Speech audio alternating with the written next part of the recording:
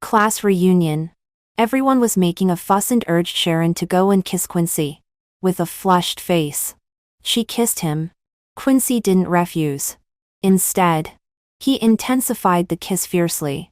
There was a burst of cheers on the scene. No one knew that he and I had been married for 4 years. After the party, he drove the drunk Sharon back and left me alone on the sparsely populated night road. He didn't return all night. The next day, there were several strawberry-colored bite marks on his neck. Half a year ago, Quincy started keeping a girl outside. That Sharon whom he had loathed extremely. From liking him, chasing him to being in love for nearly 10 years and being married for 4 years. I was always the one taking the initiative. He always firmly believed that I couldn't leave him. I finally understood. It was time to let go. One at the high school class reunion. Glasses clinked and laughter and banter filled the air. Quincy sat beside me, neither too close nor too far away. He drank, drinking in melancholy one after another. His eyes, tinged with the color of wine, were deep and heavy, like time had turned into a thin sharp blade. He still seemed cold and indifferent as always. I knew he was angry, but his emotions had nothing to do with me. I followed his gaze and it was precisely Sharon sitting diagonally opposite. She always seemed very gentle and quiet when alone, perhaps due to having drunk too much. Her fair face like jade was tinged with a pale pink like peach blossoms, looking extremely charming. Liam beside her would occasionally pick up dishes for her and try to talk to her. She would occasionally reply with a smile. I knew, and Quincy knew too, that Liam had liked Sharon back then. But it seemed that everyone didn't ship him and Sharon. After several rounds of drinking, everyone started playing Truth or Dare. Sharon lost. Everyone made a fuss. Sharon, come on. Go and kiss Quincy. Go quickly. Don't be a coward. That's right. If you lose, you have to admit defeat. Everyone teased, applauded, and urged Sharon to go over. She was slightly drunk. With a flushed face, she stood up hesitantly, not knowing whether to go over. The girl behind her gave her a push and pushed her in front of Quincy. As she lost her balance, she almost bumped into him, but was caught around the waist by Quincy and barely stabilized. Now, the noise around them grew even louder. Kiss. Kiss. Amid the lively commotion, Sharon lowered her head and her red lips carefully pressed over. Everyone held their breath. The relationship between them had always been delicate. Everyone knew that if Quincy didn't like it, he wouldn't care about worldly affairs. But he didn't push her away. After a moment's pause, just before she was about to straighten up and leave, Quincy raised his hand and pressed on the back of her head. His fingers sank into her ink black long hair, and he deepened the kiss fiercely. The corners of his eyes were slightly reddish. I don't know if it was because he had drunk too much or if it was like extreme longing. There was a burst of cheers and clapping. Vaguely, I heard someone say, "Is the CPI shipped back then going to come true?" I stared at the wine glass on the glass table, and watched the slightly swaying red wine reflecting the blurred colors of the indoor lights, making people dizzy. Everyone here knows that I chased Quincy throughout my middle school years. But no one knew that we had been married for 4 years. It's no wonder they were all shipping Quincy and Sharon. The story between them was indeed much more exciting than between him and me. The more hostile and resentful they were, the more they seemed like a perfect match. I remembered back in middle school. I also knew that many people secretly shipped the two of them. At that time, I nonchalantly tested him. I asked with a smile, "Everyone is saying that you and Sharon are a couple. Do you like her?" Quincy stopped writing at that time. There was disgust in his eyes. I wouldn't like her even if I liked anyone. Don't mention her name. It's disgusting. He hated Sharon so much because Sharon's father was a mistress. He always felt that it was Sharon's father who caused his parents' divorce. Later, Quincy's mother and Sharon's father reorganized their families. From then on, the two of them hated each other. But Quincy loathed Sharon even more. Although after 3 years, this reorganized family divorced again. Sharon had gradually become less hostile to him. But Quincy was still unwilling to mention her name. Even on Quincy's birthday, he accepted everyone's gifts. But he slapped away a small cake given to him by Sharon and sent her running in anger. And on her birthday, he was extremely vicious. When everyone was writing blessings, he gave her a sentence, "May all that you love in your life be fragmented." This directly made Sharon cry. I never thought. So it turns out that he likes her. The commotion around was too loud. So loud that I only felt a buzzing in my head and couldn't hear anything clearly. The overhead lights were dazzling. The sounds of glasses clinking and teasing and laughter came one after another. For a moment, I couldn't even tell if I was in a dream or in reality. It wasn't until late at night when the stars were twinkling that everyone gradually dispersed. Sharon was drunk and was pushed into Quincy's arms. "Quincy, Sharon will be in your care to send her back." He supported her and walked towards the car. Sharon was muttering to herself all the way. I didn't know what she was saying. But her body was swaying and leaning against him, until Quincy stuffed her into the car and was about to bend down and get in. He still didn't notice me. The silhouettes of the two of them under the streetlight were like a pair of romantic lovers who had experienced ups and downs. I stood under the streetlight on the other side and called his name, "Quincy." He paused. It seemed that he only then remembered that I existed and turned his head to look at me. His eyebrows were handsome and heroic, faintly overlapping with the outline of his teenage years. He frowned slightly, with a rare impatience. "Go back by yourself. She's drunk." Seeing that I didn't reply, he glanced at me and his voice was slightly cold. "Don't be so delicate. You weren't like this before." After saying that, he got in the car, and the car body quickly disappeared on the sparsely populated road. Oh, yes. I wasn't like this before. I tried hard to think about it. Yes. From our falling in love to getting married. It seems that from beginning to end, I was the one taking the initiative. He never seems to think that I will leave him on my own initiative. He doesn't think I will be willing, and probably doesn't think I can do it. I lowered my head and counted with my fingers. Liking him, chasing him, and being in love for nearly 10 years. And being married for 4 years. He occupied half of my pastime. 3. The place is remote and it's late. I tried to hail a taxi for a long time but couldn't get one. In the end, I walked for nearly an hour by myself and went home. The only regret is that I should have driven my own car here tonight. When I was halfway there, a light snow began to fall intermittently in the sky. It's a bit cold. Pushing open the door, the house was pitch dark and silent. Hiss. It seems even colder. Holding my faintly aching stomach, I staggered into the room. When I entered the room and was groping to turn on the light, I almost knocked down a painting hanging on the wall. I turned on the light, and the room lit up. Somewhat dazzling. I narrowed my eyes slightly and looked at the painting on the wall. I hung it up. It is framed with a glass frame and wiped clean. In the painting is Quincy. At that time, in the first year of junior high school, he was my desk mate. While he was sleeping, I secretly drew according to his appearance and posture. In the painting, the young man's eyelashes are as long as butterfly wings, resting on the thin morning light coming in through the window, like a butterfly's dream flickering lightly. At that time, while he was asleep, I secretly touched his nose. As a result, I didn't notice that there was ink on my fingertip. Immediately, there was a little color on his nose. When I was nervously thinking about how to wipe it off, Quincy woke up.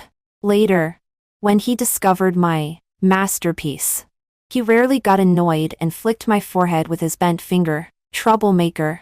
I covered my forehead and looked aggrieved. But the curve of my lips was domineering. For just as I was thinking about this, my phone vibrated. I opened my phone. It was a message from my best friend, Sarah Feeney. "Are you okay?" Looking up the chat records with her, there are several videos she sent me a few days ago. Since I met Quincy, I thought his personality was always so serious and unsmiling. From falling in love and being together to being married for 4 years, His emotions have always been as calm as water. Whether it's a wedding anniversary or various festival activities, he will never show too much laughter. I thought he was like this. It was not until I saw several videos sent by my best friend that I realized that he is not unsmiling and does not dislike romance. It's just that all his tenderness and smiles are given to another person. They take walks together, play together, and stay in hotels together. I was looking through the videos sent by my best friend. In those videos, I could hardly recognize that person was him. It turns out that he will also thoughtfully pick up food for others. There is also tenderness in his eyes when looking at people. He will gently touch her head and let her rest on his thigh. Including the last video. It was half a year ago. On the day Quincy officially started dating Sharon. They were under the Bohemia tree outside the middle school campus where I once confessed to him. My best friend is a school teacher. Coincidentally, she was working overtime late that night. When she went out of the school gate, she saw them and secretly hid aside and recorded it. Except for her, none of our former classmates knew that Quincy and I were married. Because we didn't hold a banquet for our marriage. He thought it was complicated and troublesome. And I have always been afraid of these cumbersome things. So we just had a meal with our two families. My best friend and Sharon have also been good friends for many years. After much hesitation, she sent me the videos a few days ago. I finally remembered what happened on that day half a year ago. During that time, Quincy's mood was visibly bad. Now that I think about it, it was probably because he heard that Sharon was going to get married. After graduation, Sharon didn't have a good life. Her family brought her a lot of burdens and troubles. Later, her parents forced her to marry a rich second generation.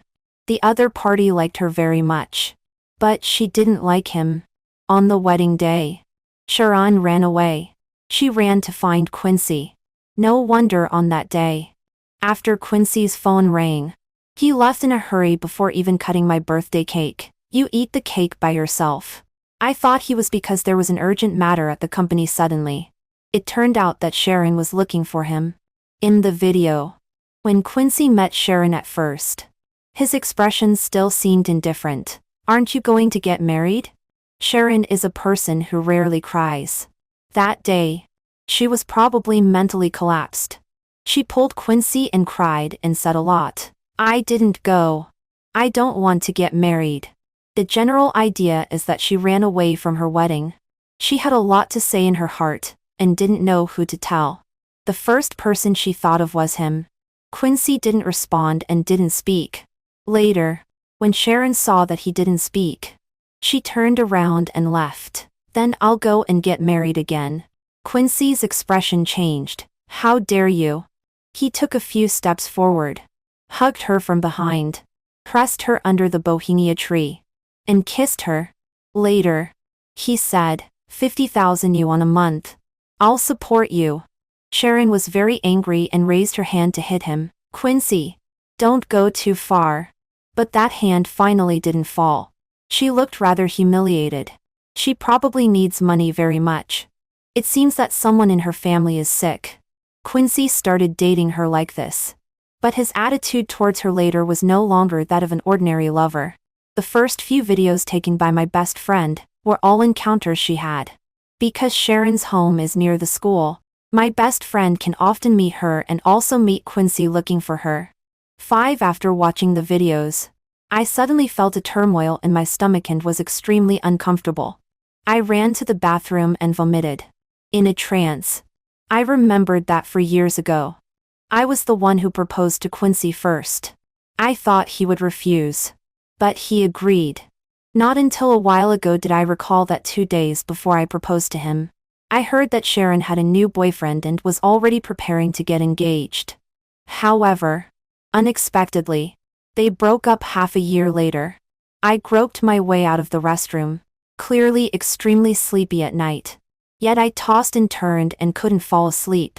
Without turning on the light, I sat alone by the bay window, looking at the neon night view outside the window and listening to the ticking sound of the alarm clock hands passing. Quincy didn't come home all night. This wasn't the only time. In the past, I always regarded him as a workaholic, and went to bed early myself. Not until the sky gradually showed the whitish color of dawn and the faint morning light shone through the window did I hear the sound of the door opening. When Quincy entered the door and saw that I wasn't sleeping, he was a bit surprised. I looked back at him. He didn't say anything. His expression very indifferent. If I hadn't seen the intense passion when he was kissing her, I would have thought he was always like this. He glanced at me, and when he turned around, I saw several strawberry-colored bite marks on his neck. I slowly stood up. Perhaps it was the snow outside the window that made people feel cold. My mood was surprisingly calm in an eerie way. With only a slight numbness and tingling like being pulled by a thread remaining, Quincy. His footsteps stopped. I slightly moved my numb shoulders. The ending sound carried a hint of sigh that I myself didn't even notice. Let's get a divorce. When I said those words, Quincy didn't react. I don't know if he heard it or not. As always, he changed his clothes unhurriedly. It wasn't until he reached the bedroom door that he suddenly stopped. Paused for a moment. As if he had misheard. What did you say? With one hand still tying his tie, he turned around and looked at me. I looked out of the window. After a moment of silence, I took off the wedding ring on my right hand and threw it on the table. Did you hear clearly? The diamond wedding ring sparkled with a dreamy and gorgeous light. Just like a dream. In all these years of marriage, I had hardly taken it off. But Quincy had never worn it. And it's not just this. Everything I cherish, he has never cherished. With the clear sound of the diamond ring, there was finally a slight fluctuation in Quincy's eyes. But that trace of fluctuation disappeared in an instant. He tied his tie well and frowned slightly. Don't be petty. There's a lot of work today. I'll go to the company first. He pushed the door and left. Only then did I feel the drowsiness gradually coming over me. I turned around and threw myself on the bed. The quilt that no one had touched all night was permeated with a penetrating coldness. Even when covered, it didn't feel warm for a while. Quincy. Oh, Quincy. I smiled and shook my head. Is it me who is stuck in the same place? Or is it him who has forgotten to move forward?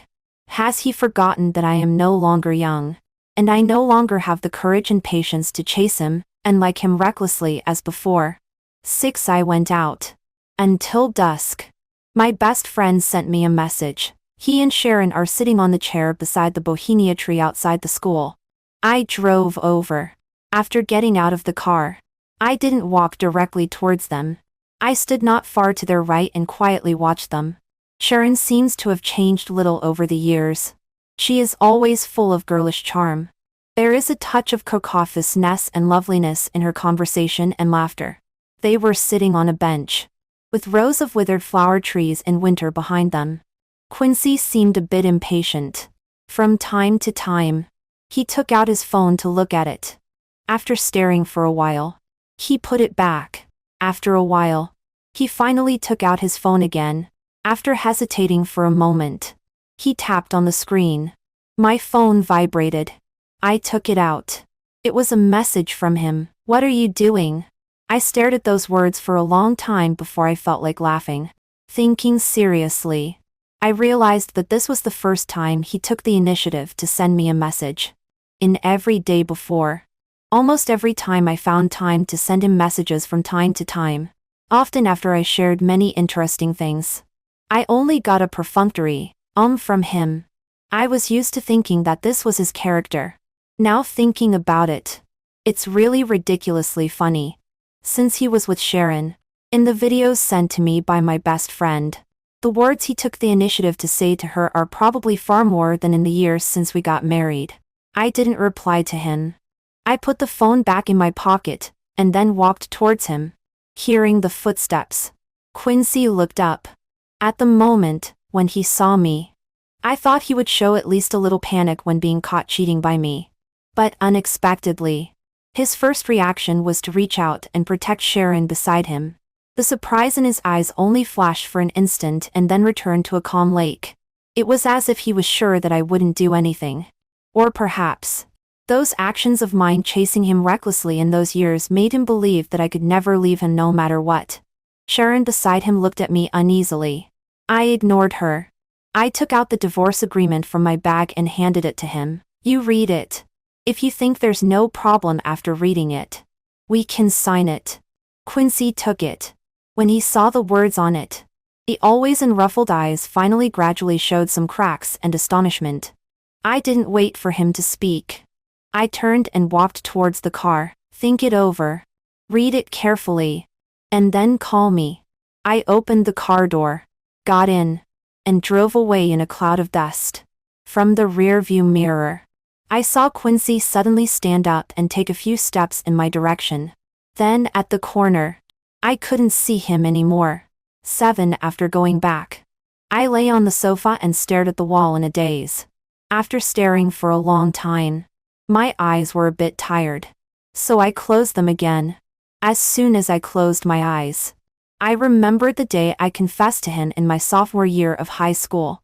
At that time, a group of my good friends surrounded me, making a fuss and joining in the fun. I was so nervous that I could see no one clearly except him. My best friend was grinning and recording the video of my confession, and all I heard was him say just one word. Okay. Until recently, I found that long ago video again. In the crowd of onlookers, I saw Sharon's figure. Before Quincy agreed to me, he looked up in her direction. When he uttered that word, Sharon lowered her eyelids and turned to leave. Now that I think about it, not long before I confessed to Quincy, Sharon got together with someone from the next class.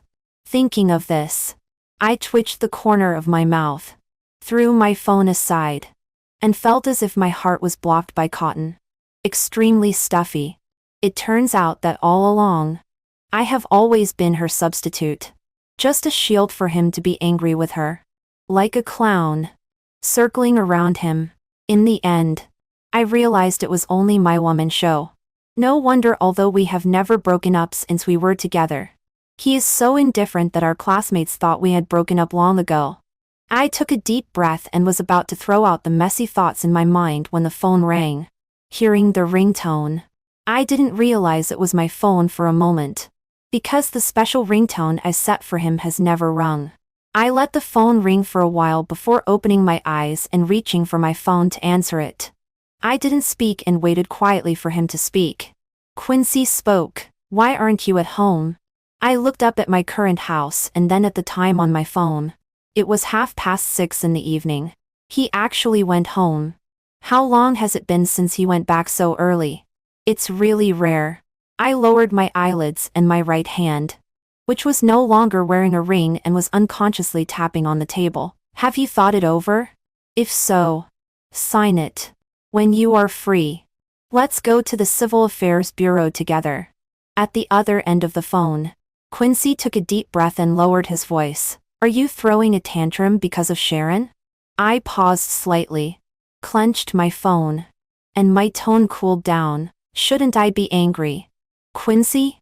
From the time I chased him until now, for so many years, I have never spoken to him in such a tone. I have always spoken softly in front of him, and never yelled a single word. The person at the other end of the phone seemed stunned. I gently tapped on the table. Or do you think that I should watch you and Sharon be together and I should also send a blessing?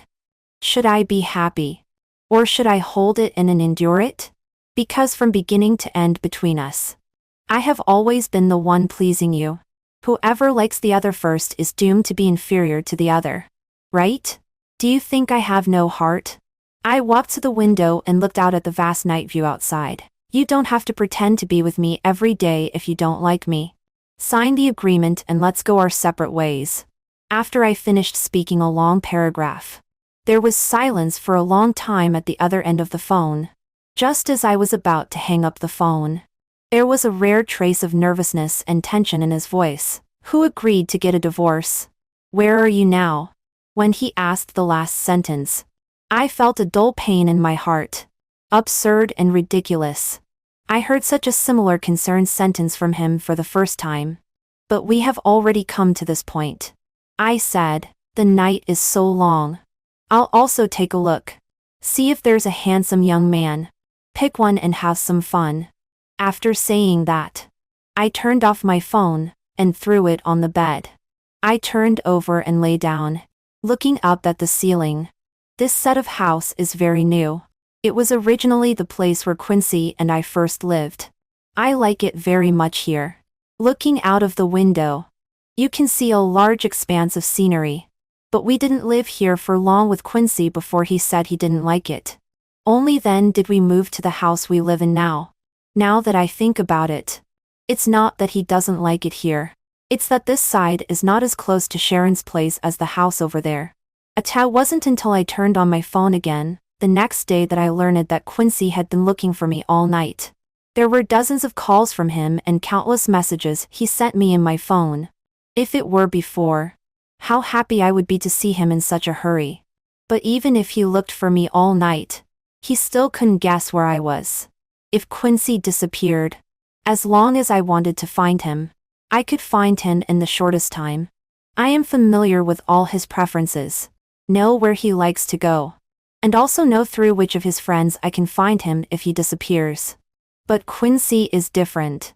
Perhaps only when he was looking for me last night did he realize that he had no way to contact me at all. He has never cared about anything about me. He doesn't know where I like to go. And he doesn't know through which friends he can find me. It's ridiculous that after knowing each other for more than 10 years, even though I am already his wife, his understanding of me is probably not as good as that of a colleague who has been in his company for half a year. He knows nothing. It's completely empty. I finally replied to him with a message, when it's signed. Or when you want to go to the Civil Affairs Bureau, contact me again, saying that we are husband and wife. Yet we can be so estranged. I finished washing and went to the company. It wasn't until evening that Quincy finally found me. I think he probably only knew where I worked by looking through our chat records. When Quincy came, I was about to get off work. When I saw him walk in, I suddenly didn't want to leave anymore. I lowered my head and continued typing on the keyboard, thinking that being devoted to work is also good. Quincy walked straight towards me and said in a low voice, "Serafini." I don't know how long it has been since I heard him call me by my name like this. For a moment, it seemed as if I were back in those youthful days. Suddenly, my nose felt a twinge of soreness. I concentrated on typing on the keyboard again and pretended not to hear. Colleagues around me kept looking at Quincy. A few newly graduated college students who had just joined the company secretly took out their phones to take pictures of the handsome guy. The colleague sitting next to me asked me with a smile, "Serafini, is he your boyfriend?" Quincy heard it and his expression froze slightly. Then he stood beside me, "Her husband." My outspoken colleague blurted out in astonishment, "Ah, so you are married." Quincy's face looked even worse. He bent down and asked me, "Isn't it off work? I'll pick you up and take you home." It was indeed off work. Colleagues around had left one after another. Only 2 or 3 colleagues who hadn't completed their work for the day were still working overtime. My hands typing on the keyboard stopped for a few seconds, and then continued typing. "I'm working overtime tonight, and won't be back early." It was his usual wording as before. I had thought that with Quincy's consistently aloof attitude, he would turn around and leave. Unexpectedly, he sat down beside me. "I'll wait for you." Just like I used to chase him. No matter when he was on duty for cleaning or at other times. As long as he looked back, I was always waiting for him. I stared at the screen, and my voice had a hint of sarcasm. "What are you doing now? Shouldn't our engagement be a restraint for him? Isn't he far less happy being with me than being with Sharon? Why is he dragging and refusing to divorce now? I don't understand him and don't want to think about it anymore." In countless late nights when I woke up and there was no one beside me, I had thought enough.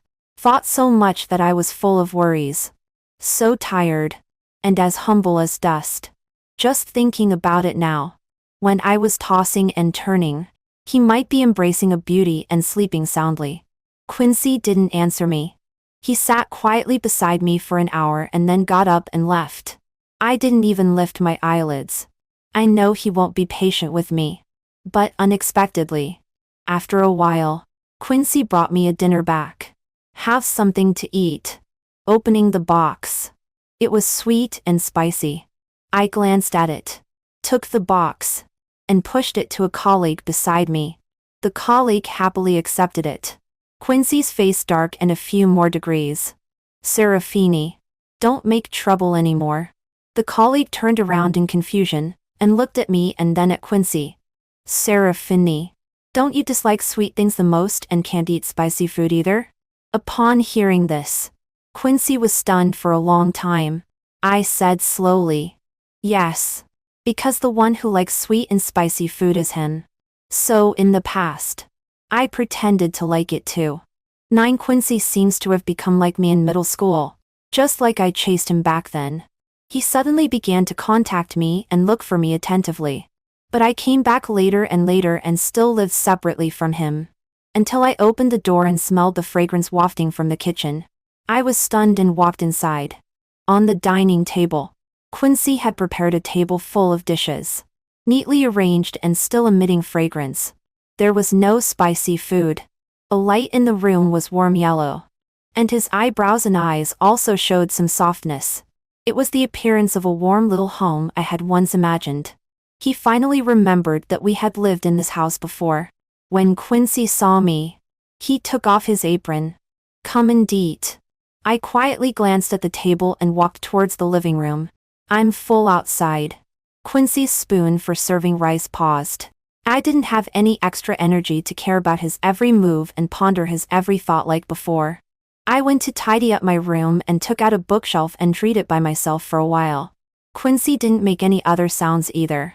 Slowly, I almost forgot that there was another person in the room. When I finished taking a bath, and walked into the room, took off my shoes, and lay down on the bed with sleepy eyelids, I suddenly realized that there was someone beside me. I immediately opened my eyes and for a moment only felt extremely strange. Never before had Quincy lain down earlier than me, not knowing if I was already used to sleeping with no one beside me. When Quincy hugged me from behind, I only felt as stiff as a stone. His warm breath fell on my ear, and his voice was deep, like mellow liquor gradually bewitching. Let's discuss Sharon's matter again. A sentence woke me up like cold water being poured on me. It turns out that even at this moment, he still can't let go of her in his heart. Discuss? Discuss what? I pried his hand off bit by bit. There's no need to discuss anymore. I began to become like Quincy in the past. I came home very late, or would rather spend the night at my best friend's house and didn't want to see him. He began to come home early frequently. Just like I used to chase him.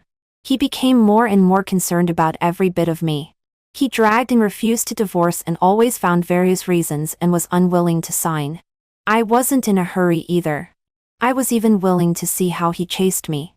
Watching him full of hope again, and again to bring me surprises and warmth and then leaving disappointed again and again. Looking at him, I suddenly understood. It turns out that when I chased him before, it was like this. Quincy is colder than me. When I chased him back then, I encountered too many rejections. I began to wonder, how did I persist in chasing him for so long? So humble to the dust. Is it also because of this that he thinks I am dispensable and worthless? I thought about it, swayed the wine glass in my hand, shook my head and smiled. All things that are easily obtained in this world are always easily taken for granted. Serafini, look, there's a handsome guy over there. My best friend pushed me beside me. He's looking over. Is he looking at you? Serafini? In the bar, among the neon lights, I saw a handsome figure. The boy turned his head. It was an elegant face as pure as snow, with a touch of youthfulness and refinement. At just one glance, I was lost in thought. It was really a face very similar to Quincy's back then. I was so lost in thought that I didn't notice that the boy pushed through the crowd and walked towards me. It wasn't until he stood in front of me that he took out his phone a little shyly, and asked if I could give him my contact information. My best friend was secretly laughing beside me and nudged me. Sure enough, this isn't the first time I've encountered this. I always seem to attract guys of the cute younger type very easily. Before I could answer, my wrist was firmly grabbed from behind. The voice was somewhat gritted. Serafini. I turned my head. Quincy was holding a large bouquet of gorgeous roses. And the fragrance of the flowers was overwhelming. On the finger that was holding me was a diamond ring flashing with cold light. But my hand was already empty. He gave the boy a deep look, then looked at me with a bit of coldness. I raised my eyebrows slightly. What are you doing? What are you doing? He moved close to my face, forcibly suppressing his anger before saying, Today is our wedding anniversary. When I heard this, I was even more surprised. Didn't you never like celebrating such festivals? Saying that, I found it funny and laughed. There wasn't a single wedding anniversary when he was around. Either he was busy with work or had other reasons not to be there. Quincy froze. After a moment, he silently stuffed the large bouquet of roses into my hand. Let's go home. Go home. I looked down at the large bouquet of roses still stained with water droplets, and then threw it into the nearby trash can. Quincy didn't have time to stop me. He just turned to look at me, his eyes inscrutable. My best friend came over from the side and took the opportunity to add a sentence. Serafini is allergic to pollen. Don't you know? I broke free from his hand and didn't look at his eyes that were instantly shocked and then dimmed. 11. I didn't force Quincy to sign every day. Nor did I make a fuss every day. But after Quincy chased me for half a year, he finally gave up in despair and agreed to sign. I know that looking at people's cold glances every day and seeing one's own passion being extinguished again and again, even if it's just small things one after another, will eventually become the straws that break the camel's back. The more I look at him, the more I see myself in the past. When I was young in the prime of my youth, I really had patience and desperate vitality, and indomitable courage. If it were me now, I'm afraid I couldn't even hold on for half a year. On the day we signed the divorce agreement, Quincy and I signed it at home. My mood was even calmer than expected. Just like countless turbulent waves had passed, leaving a silent and cold sea surface. Quincy had drunk a lot of alcohol, and was full of the smell of alcohol. I know he has always been not fond of drinking. I walked into the room and saw the photo frames hanging on the wall again. There were two. One was a painting I did of Quincy. The other one was our high school graduation photo, which Quincy hung up. In the past, I thought that Quincy hung this photo because when the graduation photo was taken, I was standing right in the row below him in front. But when I looked carefully now, at that time, Quincy, the direction his eyes were looking at, the person standing there was clearly Sharon. If I weren't in between their story, it would probably be a beautiful story of two-way secret love rushing towards each other. I shifted my gaze and looked at the painting I did hanging next to it. I reached out to take it down, but just as I touched it, the photo frame, because it wasn't hung firmly, fell down by itself. When it was falling, my finger moved and I wanted to catch it. But in the end I withdrew my hand. Suddenly, a hand reached out from behind me, attempting to catch it. But the photo frame just barely grazed his fingertip and finally fell to the ground and shattered into pieces. The flying glass shards cut his fingertip, oozing out thick blood. Quincy was oblivious. He bent down and wanted to pick up the fragmented photo frame and the torn painting. Why didn't you catch it? His voice was a bit hoarse. Didn't you paint me? So he knew. I thought he didn't know. It had been hanging in the room for so many years. Every time he walked by without looking sideways and never asked a single question. The glass shards cut his fingers piece by piece, gradually staining the ground red. I grabbed his hand. Don't pick it up anymore. Broken things are broken. Even if you piece them back together, they won't be the same as before. Does it hurt? Does it hurt to see him so scarred now? No. I feel sorry for myself in the past. If I had known that all love should be reserved, I wouldn't be so tired just thinking about the word love. The moving glass shards stopped. He slowly raised his head and his long and beautiful eyes looked at me. I saw his expression like this for the first time. The brokenness in his eyes was like the glass all over the floor. Unable to piece together a complete and unchanged appearance. He slowly reached out his hand towards me, trying to touch my face. Don't get divorced. Okay? Let's try again. Start from the beginning? I avoided his hand, turned and walked to the table, signed the divorce agreement, and shook my head. 12 After finishing the divorce procedures with Quincy, I suddenly felt much lighter. When I came out of the Civil Affairs Bureau, I walked east and he walked west. I didn't look back.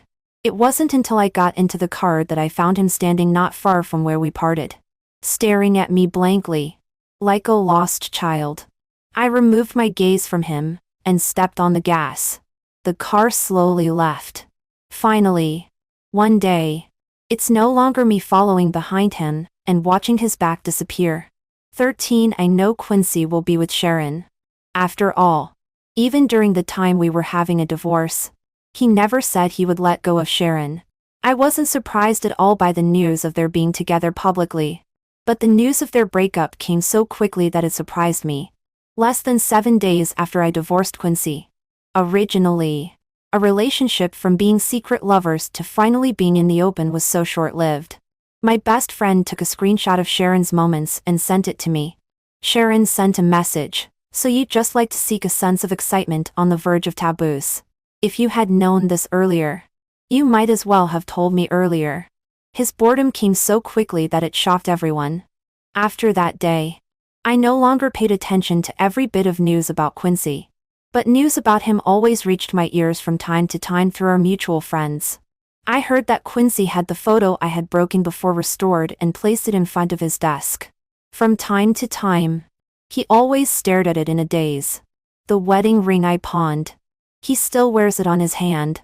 Even one day, when goose feather like snow was falling outside the window, I pulled open the curtain of the high-rise building and looked down.